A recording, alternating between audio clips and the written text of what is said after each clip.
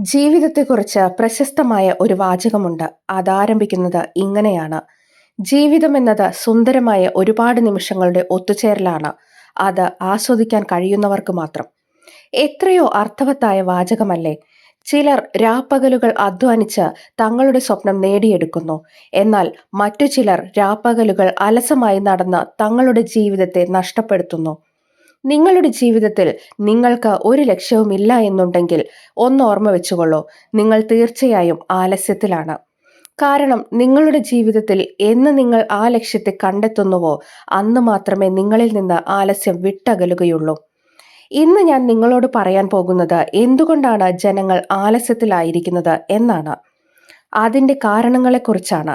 മടി പിടിച്ചിരിക്കുന്ന എല്ലാവർക്കും അറിയാം ആ മടി അവരുടെ ജീവിതത്തെ നശിപ്പിക്കുമെന്ന്. അത് നന്നായി അറിയാമായിരുന്നിട്ടും അവർ അതിനുള്ളിൽ തന്നെ കുടുങ്ങിക്കിടക്കുന്നു. എന്തുകൊണ്ടാണ് ഇങ്ങനെ സംഭവിക്കുന്നത് എന്ന് എപ്പോഴെങ്കിലും നിങ്ങൾ ചിന്തിച്ചിട്ടുണ്ടോ? സ്വാമി വിവേകാനന്ദൻ ഒരിക്കൽ ഇങ്ങനെ അഭിപ്രായപ്പെട്ടിട്ടുണ്ട്: ലക്ഷ്യമില്ലാത്ത ഒരു മനുഷ്യ ജീവിതം എന്നത് ഒരു മൃഗം അതിന്റെ ജീവിതം ജീവിച്ചു തീർക്കുന്നതിന് സമമാണെന്ന്. നിങ്ങൾക്ക് ജീവിതത്തിൽ എന്തെങ്കിലും ലക്ഷ്യമുണ്ടെങ്കിൽ, നിങ്ങൾക്ക് ജീവിതത്തിൽ എന്തെങ്കിലും നേടണമെന്ന് ആഗ്രഹമുണ്ടെങ്കിൽ ഒരിക്കൽ പോലും നിങ്ങൾ അലസരായിരിക്കില്ല. നിങ്ങൾ എല്ലാവരും ഇപ്പോൾ വിചാരിക്കുന്നുണ്ടാകും, എന്തുകൊണ്ടാണ് നമ്മൾ മടിയന്മാർ ആകുന്നത് എന്ന്. അതിന് ഒരൊറ്റ ഉത്തരമേയുള്ളൂ: നിങ്ങൾക്ക് നിങ്ങളുടെ ജീവിതത്തിൽ നേടിയെടുക്കാനായി മഹത്തരമായ ഒരു ലക്ഷ്യവും ഇല്ല എന്നത് തന്നെ. എന്ന് നിങ്ങൾ ആ ലക്ഷ്യത്തെ കണ്ടെത്തുന്നുവോ അന്ന് നിങ്ങളിൽ നിന്ന് മടിയും വിട്ടകന്നുകൊള്ളും. മടിയുടെ രണ്ടാമത്തെ കാരണം എന്നത് അധ്വാനിക്കാതെ നിങ്ങളിലേക്ക് നിങ്ങൾ ആഗ്രഹിക്കുന്ന എല്ലാ വസ്തുക്കളും എത്തിച്ചേരുന്നതാണ്. തീർച്ചയായും അത് നിങ്ങളെ അലസരാക്കും. അങ്ങനെയായാൽ നിങ്ങളുടെ തലച്ചോറ് ഒരിക്കലും അധ്വാനിക്കുന്നതിനെക്കുറിച്ച് ചിന്തിക്കുക പോലുമില്ല. ഇതിലൂടെ നിങ്ങൾ കൂടുതൽ മടിയന്മാർ ആയിത്തീരും. നിങ്ങൾ ആഗ്രഹിക്കുന്ന കാര്യങ്ങൾ നിങ്ങൾക്ക് ലഭിക്കാതിരുന്നാൽ അതും നിങ്ങളെ മടിയന്മാർ ആക്കി തീർക്കും. നിങ്ങൾ ആഗ്രഹിക്കുന്ന ഒരു കാര്യം നേടിയെടുക്കാനായി എന്ത് ത്യാഗവും സഹിക്കാൻ നിങ്ങൾ തയ്യാറാകും. എന്നാൽ നിങ്ങൾ ഒന്ന് ചിന്തിച്ചു നോക്കൂ, ഇത് നേരെ തിരിച്ചാണെങ്കിലോ? നിങ്ങളെ അത് ആലസ്യത്തിലേക്ക് തള്ളിവിടും. എല്ലാവർക്കും അറിയാം മടി പിടിച്ചിരുന്നത് കൊണ്ട് ഒരു കാര്യവുമില്ല എന്ന്. എന്നിട്ടും അവർ അത് ചെയ്യുന്നു. നമ്മുടെ തലച്ചോറ് നമുക്ക് വിശ്രമിക്കാനുള്ള മനോഭാവം നമ്മുടെ മനസ്സിൽ സൃഷ്ടിക്കുന്നിടത്തോളം നമ്മൾ മടി പിടിച്ചിരിക്കുക തന്നെ ചെയ്യും.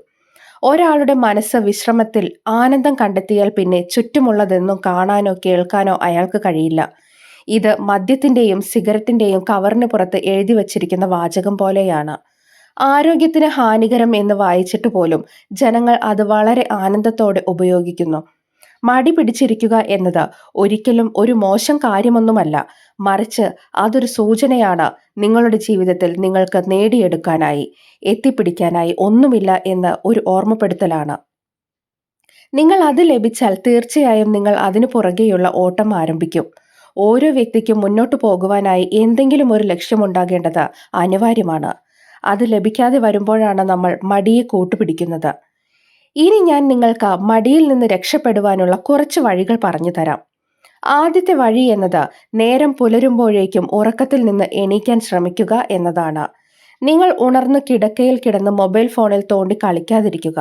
ഉറക്കത്തിൽ നിന്നും ഉണർന്ന ഉടനെ തന്നെ നിങ്ങൾ നിങ്ങളുടെ കിടക്കയെ ഉപേക്ഷിക്കാൻ തയ്യാറാവുകയാണെങ്കിൽ നിങ്ങളിൽ ആധിപത്യം സ്ഥാപിക്കാനുള്ള മടിയുടെ ആദ്യ അവസരത്തെ നിങ്ങൾക്ക് പരാജയപ്പെടുത്തി എന്നർത്ഥം. നിങ്ങൾ എത്ര തിരക്കിലാണെങ്കിലും രാവിലെ വ്യായാമം ചെയ്യാൻ ഒരിക്കലും മറക്കാതിരിക്കുക.